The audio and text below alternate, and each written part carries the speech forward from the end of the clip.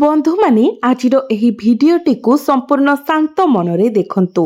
यह केवल एक साधारण आरंभिक धाड़ी नुहे, यह एक गुरुत्वपूर्ण चेतावनी जहाँ परवर्ती 48 घंटा एवं प्रकृत रे आपणकर समग्र जीवन को सठिक दिगरे नहीं पारिबो।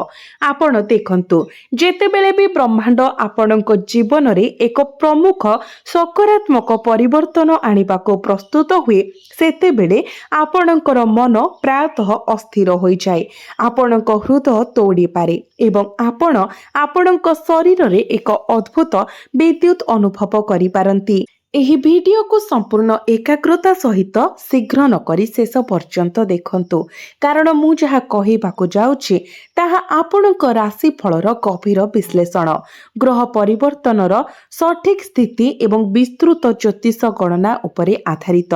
जदि आपण एहाकु सठिक मानसिकता सहित ग्रहण करंती, तेबे परवर्ती 48 घंटा आपणक जीवन रे एक मोड़ आनी पारे जहा आपणको आश्चर्य करिदेब। तथापि जदि आपण अधैर्य किंबा उत्तेजना हेतु भिडियोटी को मझिरे छाड़ी दियंती किंबा स्किप करी देखंती, तेबे आपण संपूर्ण लाभ पाइबारु वंचित होई पारंती।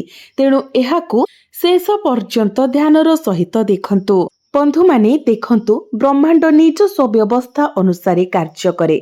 जेतेबेले एक प्रमुख शुभ संकल्प घटे एवं ग्रहर परिवहन आपणक पई अनुकूल हुए, ब्रह्मांड आपणक आत्मा को एक विशेष प्रकारर शक्ति संचार करे। एही शक्ति आपणक कुंडली मध्यरे थिबा सुप्त शक्ति गुड़िक जागृत करे, अटकी रहिथिबा कार्य गुड़िक त्वरान्वित करे एवं आपणक जीवन रे सकारात्मक परिवर्तन आने। तथापि एही शक्ति अत्यंत सूक्ष्म एवं संवेदनशील। जदि आपणक मन अस्थिर अछि किंबा एहा देखिबा मध्यरे आपण बारंबार आपणकर फोन उठांती, जदि आपण अन्य मानक सहित कथा हेउछंती किंबा उत्साहित होई काहाको खबर देबा पई तुरंत फोन करूछंती, तेबे एही शक्ति नष्ट होई जाए। आपणक हातरे धरिथिबा एक सुंदर फील विषय भाबंतु। जदि आपण एहाकु हलाई चली थांती, तेबे एहार पाखुड़ा झड़िबा आरंभ हेबो। सेहीपरि एही दिव्य शक्ति अधैर्य आचरण जोगु दुर्बल होई जाए।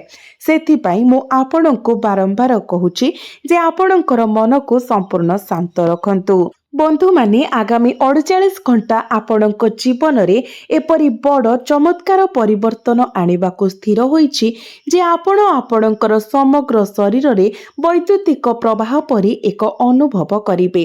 एहा कोनोसी साधारण समय नहे, एहा एक सुवर्ण सुजोग जेउठारे सूर्य एवं चंद्रंकर गति समय स्थिति एक अत्यंत शुभ एवं शक्तिशाली प्रभाव पकाउछि। सूर्य आपणक आत्मा विश्वास एवं जीवनर दिग को प्रतिनिधित्व करुछि, एक दृढ़ स्थिति को गति करुछि। चंद्र आपणकर मन, भावना एवं मानसिक शांतिर शासक मध्य अनुकूल भावरे अवस्थित। एहा व्यतीत मंगल एवं शुक्रंकर स्थिति मध्य एक स्वर्गीय संरचना सृष्टि करुछि, जहाँ आपणक पई धन, सुख, सम्मान एवं समृद्धिर द्वार खोलिब। मंगल आपणक मध्यरे साहस, पराक्रम, कठिन परिश्रम एवं दक्षता वृद्धि करिवे, जेतेबेले कि शुक्र भौतिक सुविधा, संपर्क एवं ऐश्वर्य प्रदान करिवे। तो बंधु माने वर्तमानर ग्रह संरचना सूचित करे जे किछि समय धरि आपणक जीवन को जड़ित करिथिबा अभाव, असुविधा एवं प्रतिबंधक गुड़िक एबे शेष हेबाकु जाउछि। एही परिवर्तन निजे हेबो नाही, आपणको किछि मुख्य कारण गुड़िक मने रखिबाकु पड़िबो, आपणको निर्दिष्ट भूल गुड़िक एडाइबाकु पड़िबो एवं किछि संकेत गुड़िक चिन्हिबाकु पड़िबो। तेणु शांत मनरे भिडियोटी को देखंतु। बंधु माने ग्रहर गति आपणको सुजोग प्रदान करिबो, आपणको पई पथ खोली जिवो, किंतु आपणको एही संभावना गुड़िक चिन्हि सठिक भावरे लाभ उठाइबाकु पड़िबो। बंधु माने आगामी 48 घंटा मध्यरे आपणक जीवन रे कौन बड़ परिवर्तन घटिबाकु जाउछि। 33 कोटी देवादेवी एक गुरुत्वपूर्ण आदेश जारी करिसंती। सेमाने सूचित करिसंती जे एही संक्षिप्त समय मध्यरे एपरि 4टी बड़ बड़ घटना घटिबा निश्चित, जहाँ आपणको आनंदरे नाचिबाकु बाध्य करिबो। आपण एवं आपणक परिवार एकाठी उत्सव पालन करिवे। ଏବଂ ଆପଣଙ୍କ ଘରେ ମିଠା ବାଣ୍ଟିବେ। ତଥାପି ଏହା ବୁଝିବା ଅତ୍ୟନ୍ତ ଗୁରୁତ୍ୱପୂର୍ଣ୍ଣ ଯେ ଯେତେବେଳେ ଏପରି ଏକ ଗୁରୁତ୍ୱପୂର୍ଣ୍ଣ ସକାରାତ୍ମକ ପର୍ଯ୍ୟାୟ ଆସେ ଆପଣଙ୍କର ଶତ୍ରୁମାନେ ମଧ୍ୟ ଅଧିକ ସକ୍ରିୟ ହୋଇଯାଆନ୍ତି। ତେଣୁ ତିନୋଟି ପ୍ରମୁଖ ଭୁଲ ଅଛି ଯାହା ଆପଣଙ୍କୁ ସମ୍ପୂର୍ଣ୍ଣ ଭାବରେ ଏଡ଼ାଇବାକୁ ପଡ଼ିବ। ଯଦି ଆପଣ ଏହି ଭୁଲ କରନ୍ତି ତେବେ ଆପଣଙ୍କ ପାଇଁ ସୃଷ୍ଟି ହେଉଥିବା ଶୁଭ ସଂରଚନା ଦୁର୍ବଳ ହୋଇପାରେ, ଯାହା ଆପଣଙ୍କୁ ଏହାର ପୂର୍ଣ୍ଣ ଲାଭ ପାଇବାରୁ ବାଧା ଦେଇପାରେ। ପ୍ରଥମ ଭୁଲ ଯାହା ଆପଣଙ୍କୁ ଆଗାମୀ 48 ଘଣ୍ଟା ମଧ୍ୟରେ କୌଣସି ପରିସ୍ଥିତିରେ କରିବା ଉଚିତ ନୁହେଁ ତାହା ହେଉଛି ମାଂସ, ମାଛ କିମ୍ବା ମଦ୍ୟପାନ। ବନ୍ଧୁମାନେ, ଯେତେବେଳେ ଗ୍ରହର ଗମନାଗମନ ଶୁଭ ହୋଇଥାଏ ଏବଂ ଈଶ୍ୱର ଆପଣଙ୍କ ଭଲ କାର୍ଯ୍ୟ ପାଇଁ ଆପଣଙ୍କୁ ପୁରସ୍କୃତ କରିବାକୁ ପ୍ରସ୍ତୁତ ହୁଅନ୍ତି, ସେତେବେଳେ ଆପଣଙ୍କ ଶରୀର ଏବଂ ମନ ଉଭୟ ପବିତ୍ର ରହିବା ଉଚିତ। ମାଛ, ମାଂସ କିମ୍ବା ମଦ୍ୟପାନ ଧୀରେ ଧୀରେ ଆପଣଙ୍କ କୁଣ୍ଡଳୀରେ ବର୍ତ୍ତମାନ ବଳବାନ ଥିବା ଶୁଭ ଗ୍ରହଗୁଡ଼ିକର ଶକ୍ତିକୁ ହ୍ରାସ କରିଥାଏ। ଆପଣଙ୍କର ଚେତନା ମେଘୁଆ ହୋଇଯାଏ ଏବଂ ଆପଣ ସଠିକ ସଂକେତ ଗୁଡ଼ିକ ବୁଝିବାରେ ବିଫଳ ହୁଅନ୍ତି। ଆପଣ ଅତୀତରେ ଅଜାଣତରେ ଏହି ଭୁଲ କରିଥିବେ, ଯାହା ଆପଣଙ୍କ ହାତରୁ ଭଲ ସୁଯୋଗକୁ ଖସାଇ ଦେବ। ଆଗାମୀ 48 ଘଣ୍ଟାରେ ଏହି ଭୁଲକୁ ପୁନରାବୃତ୍ତି କରନ୍ତୁ ନାହିଁ।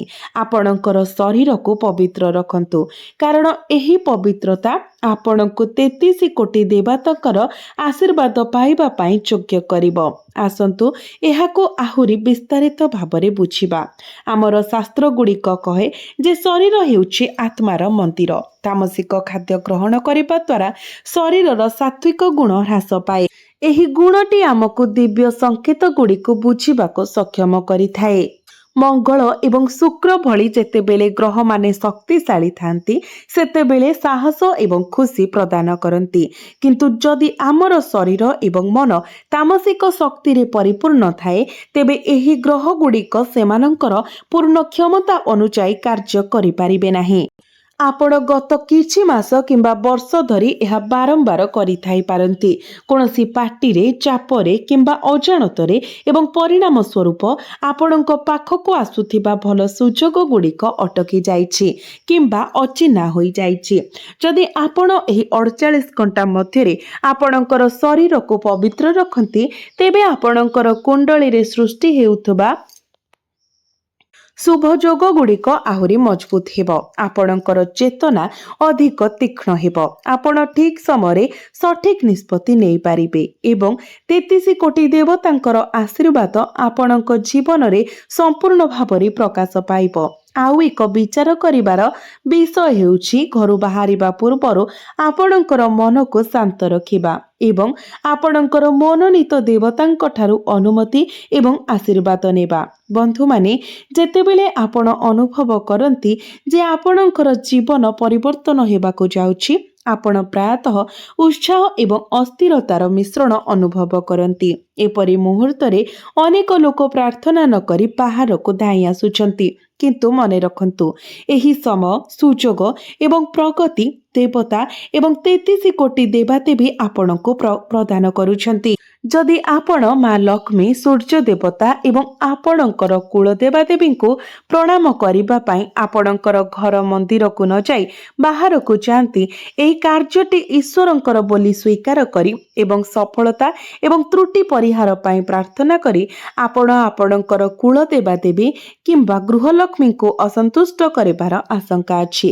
ତେଣୁ ଯେକୌଣସି ଗୁରୁତ୍ୱପୂର୍ଣ୍ଣ କାର୍ଯ୍ୟ କରିବା ପୂର୍ବରୁ କିମ୍ବା ଘରୁ ବାହାରିବା ସମୟରେ ଈଶ୍ୱରଙ୍କୁ ନମସ୍କାର କରିବା ପାଇଁ କିଛି ସମୟ ନିଅନ୍ତୁ।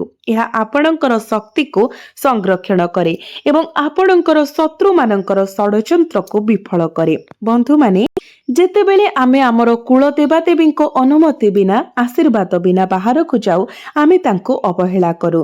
ଯଦି ଘରର ଲକ୍ଷ୍ମୀ ଅସନ୍ତୁଷ୍ଟ ହୁଅନ୍ତି ତେବେ ଘରର ଶାନ୍ତି ଏବଂ ସୁଖ ପ୍ରଭାବିତ ହୁଏ। ଅଟକି ରହିଥିବା କାର୍ଯ୍ୟଗୁଡ଼ିକ ଆହୁରି ବିଳମ୍ବର ସମ୍ମୁଖୀନ ହୁଏ ଏବଂ ଶତ୍ରୁମାନେ ସହଜରେ ସେମାନଙ୍କର ଷଡ଼ଯନ୍ତ୍ରରେ ସଫଳ ହୁଅନ୍ତି।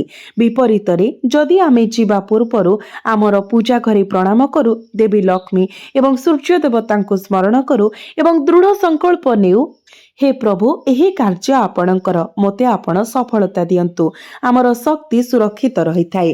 ଆମ ଚାରିପାଖରେ ଏକ ଦିବ୍ୟ ଢାଲ ସୃଷ୍ଟି ହୁଏ ଯାହା ନକାରାତ୍ମକ ଶକ୍ତିକୁ ଦୂରରେ ରଖେ। ଆପଣ ଅତୀତରେ ଏପରି ଶୀଘ୍ର ବାହାରକୁ ବାହାରି ଆସିଥିବେ ଏବଂ ପରେ ଅନୁତାପ କରିଥିବେ। ଏବେ ଯଦି ଆପଣ ଏହି 48 ଘଣ୍ଟା ମଧ୍ୟରେ ଏହି ସରଳ ଅଭ୍ୟାସକୁ ଗ୍ରହଣ କରନ୍ତି ତେବେ ଆପଣ ପ୍ରତ୍ୟେକ ପଦକ୍ଷେପରେ ଶୁଭ ସଂକେତ ଦେଖିବେ। ତୃତୀୟ ଭୁଲ ହେଉଛି କାହା ଉପରେ ଅନ୍ଧବିଶ୍ୱାସ କରନ୍ତୁ ନାହିଁ। ବନ୍ଧୁମାନେ, ଆଗାମୀ 48 ଘଣ୍ଟା ମଧ୍ୟରେ ଆପଣ ଯେଉଁ ବ୍ୟକ୍ତିଙ୍କୁ ସବୁଠାରୁ ଅଧିକ ବିଶ୍ୱାସ କରିଛନ୍ତି ସେ ଆପଣଙ୍କୁ ବିଶ୍ୱାସଘାତ କରିପାରନ୍ତି। ଯେଉଁମାନେ ପୂର୍ବରୁ ଆପଣଙ୍କ ଭାବନାକୁ ଅଣଦେଖା କରିଥିଲେ କିମ୍ବା ଆପଣଙ୍କୁ କ୍ଷତି ପହଞ୍ଚାଇଥିଲେ ସେମାନେ ଏବେ କ୍ଷମା ମାଗିବାକୁ ଆସିପାରନ୍ତି। ଯେପରି ଆପଣଙ୍କ ନିଜର ଜୀବନ ଶକ୍ତିଶାଳୀ ହୋଇଥିଲା। କିନ୍ତୁ ଆପଣଙ୍କୁ ସତର୍କ ରହିବାକୁ ପଡ଼ିବ। ସତର୍କତାର ସହ ଚିନ୍ତା ନ କରି କାହାକୁ ଦାୟିତ୍ୱ, ବ୍ୟବସାୟିକ ବିଷ କିମ୍ବା ଗୁରୁତ୍ୱପୂର୍ଣ୍ଣ ସୂଚନା ଦିଅନ୍ତୁ ନାହିଁ। କାରଣ ଯେତେବେଳେ ଶୁଭ ସଂକଳନ ଘଟେ ଶତ୍ରୁମାନେ ମଧ୍ୟ ସକ୍ରିୟ ହୋଇଯାଆନ୍ତି ଏବଂ ଆପଣଙ୍କର ବିଶ୍ୱାସକୁ ଅପବ୍ୟବହାର କରିବାକୁ ଚେଷ୍ଟା କରନ୍ତି। ତେଣୁ କାହା ଉପରେ ଅନ୍ଧବିଶ୍ୱାସ ରଖନ୍ତୁ ନାହିଁ। ସତର୍କ ରୁହନ୍ତୁ, ତଥାପି ଆପଣଙ୍କ ହୃଦୟରେ କୌଣସି ଦ୍ୱେଷ ରଖନ୍ତୁ ନାହିଁ। ଏହି ବିପଦଗୁଡ଼ିକୁ ଏଡ଼ାଇବା ସହିତ ଆପଣ 3ଟି ପ୍ରମୁଖ ସଂକେତ ମଧ୍ୟ ପାଇବେ ଯାହା ସୂଚାଇଥାଏ ଯେ ଦିବ୍ୟ ଦେବତାମାନେ ଆପଣଙ୍କୁ ପରୀକ୍ଷା କରୁଛନ୍ତି ଏବଂ ସେମାନଙ୍କର ଆଶୀର୍ବାଦ ପ୍ରଦାନ କରିବାକୁ ପ୍ରସ୍ତୁତ ହେଉଛନ୍ତି।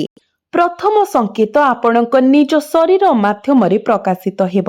ଯଦି ଆପଣଙ୍କ ଡାହାଣ ଗୋଡ଼ ମଡ୍ କରେ, ଆପଣଙ୍କ ଡାହାଣ ଆଖି ଡେଇଁବାକୁ ଲାଗେ କିମ୍ବା ଆପଣଙ୍କ ଶରୀରର କୌଣସି ଅଂଶ ଆଗାମୀ 48 ଘଣ୍ଟା ମଧ୍ୟରେ ଅନିଚ୍ଛାକୃତ ଭାବରେ ଗତି କରେ ତେବେ ବୁଝନ୍ତୁ ଯେ ଦିବ୍ୟ ମାତାଙ୍କର ଶୁଭ ଆଶୀର୍ବାଦ ନିକଟତର ହେଉଛି। ଏହାକୁ ଅଣଦେଖା କରନ୍ତୁ ନାହିଁ। ନୀରବରେ ପ୍ରଣାମ କରନ୍ତୁ ଏବଂ କୁହନ୍ତୁ, ହେ ମାତା, ମୁଁ ପ୍ରସ୍ତୁତ। ମୋତେ ଦିଗ୍ଦର୍ଶନ କରନ୍ତୁ, ମୋର ମାର୍ଗଦର୍ଶନ କରନ୍ତୁ। ଦ୍ୱିତୀୟ ସଂକେତ ଜଣେ ମହିଳା ରୂପରେ ଦେଖାଦେବ। ଯଦି କୌଣସି ମହିଳା ଦାନ କିମ୍ବା ସହାୟତା ପାଇଁ ଆପଣଙ୍କ ଦ୍ୱାର ଦେଶକୁ ଆସନ୍ତି ତେବେ ତାଙ୍କୁ ଖାଲି ହାତରେ ଫେରାଇ ଦିଅନ୍ତୁ ନାହିଁ। ଆପଣ ଯେତେ ଛୋଟ ଦାନ ଦେଇପାରିବେ ତାହା ଦିଅନ୍ତୁ, କାରଣ ସେ ଜଣେ ସାଧାରଣ ମହିଳା ନୁହନ୍ତି ବରଂ ଦେବୀ ଲକ୍ଷ୍ମୀଙ୍କର ପ୍ରକାଶ। ଦେବୀ ଲକ୍ଷ୍ମୀ ଆପଣଙ୍କୁ ପରୀକ୍ଷା କରୁଛନ୍ତି ଏବଂ ଯିଏ ଏହି ପରୀକ୍ଷାରେ ଯୋଗ୍ୟ ପ୍ରମାଣିତ ହେବ ସେ ତାଙ୍କର ଆଶୀର୍ବାଦ ବର୍ଷା କରିବେ। ଏବେ ଆସନ୍ତୁ ତୃତୀୟ ସଂକେତକୁ ଆହୁରି ଗଭୀର ଭାବରେ ବୁଝିବା। ଆମର ଶାସ୍ତ୍ରରେ ପକ୍ଷୀମାନଙ୍କୁ ଦିବ୍ୟ ଦୂତ ଭାବରେ ବିବେଚନା କରାଯାଏ। ଯଦି କୌଣସି ପକ୍ଷୀ ଆପଣଙ୍କ ଅଗଣାରେ ଆସି ସେଠାରେ ଦୀର୍ଘ ସମୟ ଧରି ବସିଥାଏ ତେବେ ଏହା ବ୍ରହ୍ମାଣ୍ଡରୁ ଏକ ସଂକେତ ଯେ ଆପଣ ଜୀବନରେ ଏକ ବଡ଼ ପରିବର୍ତ୍ତନ ଆସୁଛି। ଏହା ଏକ ଯୁଦ୍ଧର ସଂକେତ ଦିଏ, ଅର୍ଥାତ୍ ଦିବ୍ୟ ଶକ୍ତିଗୁଡ଼ିକ ଆପଣଙ୍କ ଶତ୍ରୁମାନଙ୍କ ବିରୁଦ୍ଧରେ ସକ୍ରିୟ ହେଉଛନ୍ତି। ଯଦି ଆପଣ ଏହି ସଂକେତକୁ ଅଣଦେଖା କରନ୍ତି ତେବେ ଆପଣ ଏହି ସୁଯୋଗର ସମ୍ପୂର୍ଣ୍ଣ ଲାଭ ହରାଇ ପାରନ୍ତି। ତଥାପି ଯଦି ଆପଣ ତୁରନ୍ତ ନମସ୍କାର କରନ୍ତି ଏବଂ ପ୍ରାର୍ଥନା କରନ୍ତି ପ୍ରଭୁଙ୍କୁ ଆପଣଙ୍କ ସମସ୍ୟାର ଅନ୍ତ କରିବାକୁ ଏବଂ ଆପଣଙ୍କ ଲକ୍ଷ୍ୟ ଆଡ଼କୁ ମାର୍ଗଦର୍ଶନ କରିବାକୁ ପ୍ରାର୍ଥନା କରନ୍ତି ତେବେ ଆପଣଙ୍କ ଅସୁବିଧାଗୁଡ଼ିକ ଧୀରେ ଧୀରେ କ୍ଷୀଣ ହେବାକୁ ଆରମ୍ଭ ହେବ ଏବଂ 33 କୋଟି ଦେବତାଙ୍କର ଆଶୀର୍ବାଦ ଆପଣଙ୍କ ଜୀବନ ଉପରେ ପଡ଼ିବ। ବନ୍ଧୁମାନେ, ଏହି 4ଟି ଘଟଣାର ପୂର୍ଣ୍ଣ ଲାଭ ପାଇବା ପାଇଁ ଆପଣଙ୍କୁ ଆଗାମୀ 48 ଘଣ୍ଟା ମଧ୍ୟରେ 2ଟି ଅତି ସରଳ କିନ୍ତୁ ଶକ୍ତିଶାଳୀ ପ୍ରତିକାର କରିବାକୁ ପଡ଼ିବ। ପ୍ରଥମ ପ୍ରତିକାର ସକାଳେ କରାଯିବା ଉଚିତ।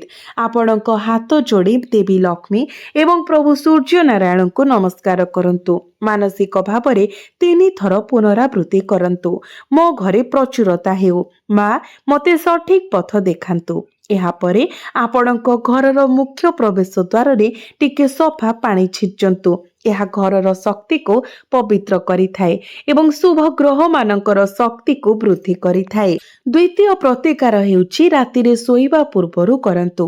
ଓମ୍ ଶ୍ରୀ ଲକ୍ଷ୍ମୀ ନମଃ ଏହି ମନ୍ତ୍ରକୁ 11 ଥର ଜପ କରନ୍ତୁ ଏବଂ ଓମ୍ ନମଃ ଶିବାୟ ମନ୍ତ୍ର ମଧ୍ୟ 11 ଥର ଜପ କରନ୍ତୁ। ଜପ କରିବା ସମୟରେ ଆପଣଙ୍କର ସମସ୍ତ ଚିନ୍ତାକୁ ଈଶ୍ୱରଙ୍କ ନିକଟରେ ସମର୍ପଣ କରନ୍ତୁ। ଶାନ୍ତ ମନରେ ଏବଂ କୌଣସି ଚାପ ବିନା ଏପରି କରନ୍ତୁ। କରନ୍ତୁ। ଏହି 48 ଘଣ୍ଟା ମଧ୍ୟରେ କାହାକୁ କଠୋର ଶବ୍ଦ କୁହନ୍ତୁ ନାହିଁ, କାହାକୁ ଅପମାନିତ କରନ୍ତୁ ନାହିଁ ଏବଂ ଅନ୍ୟମାନଙ୍କ କାର୍ଯ୍ୟରେ ମଧ୍ୟ ହସ୍ତକ୍ଷେପ କରନ୍ତୁ ନାହିଁ। ଏହା ବ୍ୟତୀତ ଆପଣଙ୍କ ରାସ୍ତାରେ ଆସୁଥିବା କୌଣସି ଭଲ କାର୍ଯ୍ୟ କିମ୍ବା ସୁଯୋଗକୁ ହାତଛଡ଼ା କରନ୍ତୁ ନାହିଁ, କାରଣ ଏହା ଆପଣଙ୍କ ପାଇଁ ଈଶ୍ୱରଙ୍କର ଉପହାର। ଆପଣ ଏବେ ବୁଝିପାରିଛନ୍ତି ଯେ ଏହାକୁ ଶାନ୍ତ ମନରେ ପାଳନ କରିବା ଏବଂ ଅକାଳରେ ପ୍ରସାରଣ କରିବା କାହିଁକି ଗୁରୁତ୍ୱପୂର୍ଣ୍ଣ। ଏହି ସୂଚନା ଆପଣଙ୍କ ଜୀବନରେ କେବଳ ସେତେବେଳେ ଚମତ୍କାର ଆଣିଥାଏ ଯେତେବେଳେ ଏହାକୁ ସମ୍ପୂର୍ଣ୍ଣ ଏକାଗ୍ରତା ସହିତ ବୁଝାଯାଏ ଏବଂ କାର୍ଯ୍ୟକାରୀ କରାଯାଏ। ବନ୍ଧୁମାନେ, ଏହି ସମୟରେ ଆପଣ ଯୁକ୍ତିତର୍କ ଠାରୁ ଯଥାସମ୍ଭବ ଦୂରେଇ ରୁହନ୍ତୁ। ଅନ୍ୟମାନଙ୍କୁ ସଂଶୋଧନ କରିବାକୁ ଚେଷ୍ଟା କରନ୍ତୁ ନାହିଁ। ଅତ୍ୟଧିକ ଭଲପଣ ଏକ ଖରାପ କାମ ପରି ସମସ୍ୟାପୂର୍ଣ୍ଣ ହୋଇପାରେ, ଏହା ମନେ ରଖନ୍ତୁ ଏବଂ ଏହି ପ୍ରବୃତ୍ତିକୁ ନିୟନ୍ତ୍ରଣରେ ରଖନ୍ତୁ। ନିଜ ଉପରେ ଧ୍ୟାନ ଦିଅନ୍ତୁ। ଆପଣ ନିଶ୍ଚିତ ଭାବରେ ଅନ୍ୟମାନଙ୍କୁ ସାହାଯ୍ୟ କରିପାରିବେ, କିନ୍ତୁ ଆପଣ ସେମାନଙ୍କ ଜୀବନର ଦାୟିତ୍ୱ ନେଇପାରିବେ ନାହିଁ କିମ୍ବା ସେମାନଙ୍କର ଭାଗ୍ୟ ମଧ୍ୟ ପରିବର୍ତ୍ତନ କରିପାରିବେ ନାହିଁ। ତେଣୁ ନିଜକୁ ନଷ୍ଟ ନକରି ଯଥାସମ୍ଭବ ଆପଣଙ୍କ ପାଇଁ ଚିନ୍ତା କରନ୍ତୁ। ଆପଣଙ୍କ ସ୍ୱାସ୍ଥ୍ୟର ବିଶେଷ ଯତ୍ନ ନିଅନ୍ତୁ। ଆପଣ ନିଜକୁ ଏପରି ପରିସ୍ଥିତିରେ ପାଇପାରନ୍ତି ଯେଉଁଠାରେ ଅହଙ୍କାରର ଭାବନା ସୃଷ୍ଟି ହୁଏ କିମ୍ବା ଆପଣ ଯୁକ୍ତିତର୍କପୂର୍ଣ୍ଣ ଆଚରଣରେ ଲିପ୍ତ ହୋଇପାରନ୍ତି। ଆପଣ ଭଲ ଉଦ୍ଦେଶ୍ୟମୂଳକ ପରାମର୍ଶରେ ଅପମାନିତ ହୋଇପାରନ୍ତି। ଏହାକୁ ଆପଣଙ୍କ ଅହଙ୍କାର ପାଇଁ ଏକ ଆଘାତ ଭାବରେ ବୁଝିପାରନ୍ତି। ନକାରାତ୍ମକତା ଏବଂ କଠୋର କଥା ଆସିପାରେ, ତେଣୁ ଏହି ଆବେଗଗୁଡ଼ିକୁ ନିୟନ୍ତ୍ରଣ କରିବାକୁ ଚେଷ୍ଟା କରନ୍ତୁ।